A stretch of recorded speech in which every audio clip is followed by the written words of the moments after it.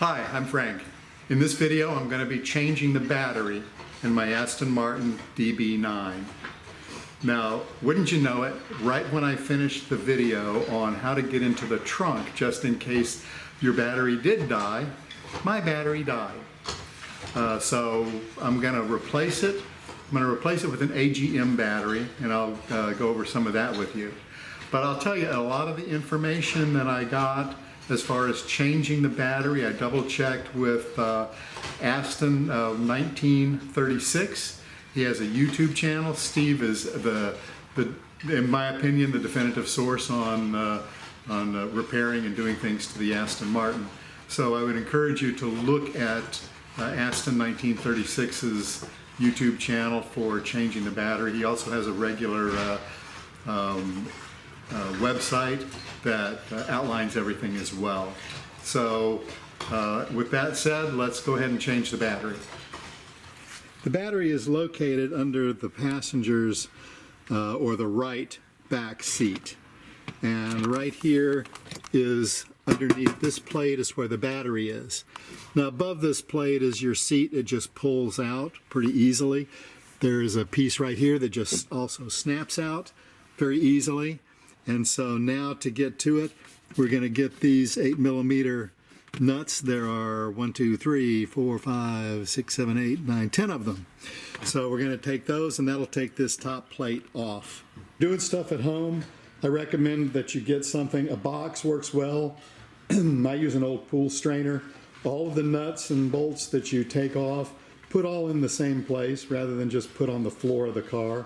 The floor of the car is the sort of the easiest and go-to place most people put things, but put them in a place, that way you won't lose any of them. With the plate out of the way, you now have access to the battery. Note the negative terminal, the positive terminal, and right over by the positive terminal here is the vent tube. So you need to disconnect that vent tube before you pull everything out, otherwise you're going to pull the whole thing, the whole vent out and have to thread it back in. Taking the nut off of the ground terminal, that's what you want to always disconnect first. Now, your alarm system may be set up with an auxiliary battery that if the battery is disconnected 10 seconds later, it's going to go off. So what you need to do is have the ignition on, then turn the ignition off, and when the ignition is off, within 10 seconds, remove that battery terminal. So I've done that. I turned the ignition off and then removed the negative terminal. Now I'm going to remove the positive terminal. Both of those are tucked out of the way, and now we're going to need to disconnect or undo the battery retaining clips here and there. With those two undone, you can now see that the battery is loose. So I'm going to try to tip it up enough so that I can get in here and disconnect that vent tube. Scooted it over a little bit, so now there's a space. I'm just going to get a flathead screwdriver and put in here and see about prying that off. All right, you can see that pulled out pretty easily. Now, if you watch or read Steve's blog from Aston 1936, you'll see that he just grabbed the battery and pulled it up. And when he did, he pulled that whole vent tube up, and then he had to go through some extra steps to feed it back down through the grommet at the bottom of the car. So I learned from his mistakes. Now, these batteries, again, are about anywhere between 50 and 60 pounds. So I don't know what I'm going to get into because of how I'm bent over and everything else trying to lift this battery out. It could be pretty simple, pretty easy, no big deal.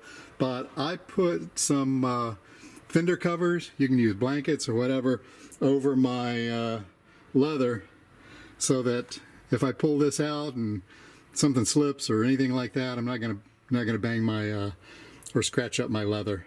I ran into a little difficulty getting this out. It seems that this is tucked behind here.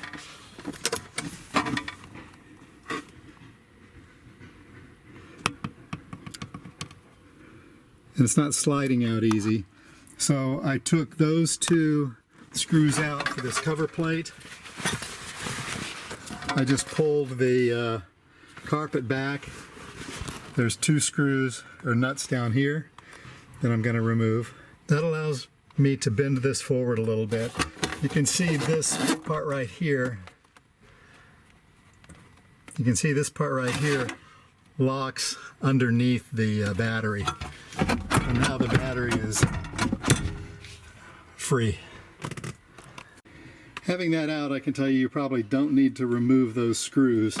It may give it a little bit, or those two nuts, it may give it a little bit more play to bend this back a little bit, but these did not need to be removed because the battery slips underneath this. But it probably gave it a little bit more play to get out. But everything is out. You can see my vent tube is still in place. So here's my old battery. Looks like it was made in 2017. So it definitely is time to be replaced. I'm replacing the battery with an AGM battery, which is absorbed glass mat battery. I'm using a Die-Hard Platinum that I got at AutoZone, and I've liked Die-Hard before. This Die-Hard from AutoZone is not the same as the old Sears Die-Hard, but it's about the same as Duralast, and they have fairly good reviews. Now you'll notice that on both sides is a vent tube. Now the positive terminal side is going to have the vent going to the outside of the car. This little tab right here is going to plug the vent tube here. Both vent tubes can't stay open. So this will be plugged on the negative terminal side, and this will have the vent tube to the outside. And I'm going to use some battery grease around the terminals to help prevent any type of corrosion that may occur. And now it's time to put it in the car. All right, the new battery is in. Make sure that this is clipped down over top of the base of the battery to lock it in place. On the other side, you can see this part of this metal frame will lock over top of the battery itself. So once you have that, you can screw it down. You can see I have that little plug, vent plug on one side, and on the other side I've got my vent tube back in. So now I'm going to tighten everything down. All right, I'm ready to put the terminals back on, and the positive goes first. I'm going to use just some terminal grease, battery protector, to help prevent any type of corrosion that goes on. I just got this at Ace Auto, but you can get it from a number of sources. They all pretty much do the same thing. So I've got both the positive and negative terminals on. Everything is hooked up. I have power to the car now. I'm just going to double check before I put this top on. I'm going to start the car and go from there. All right.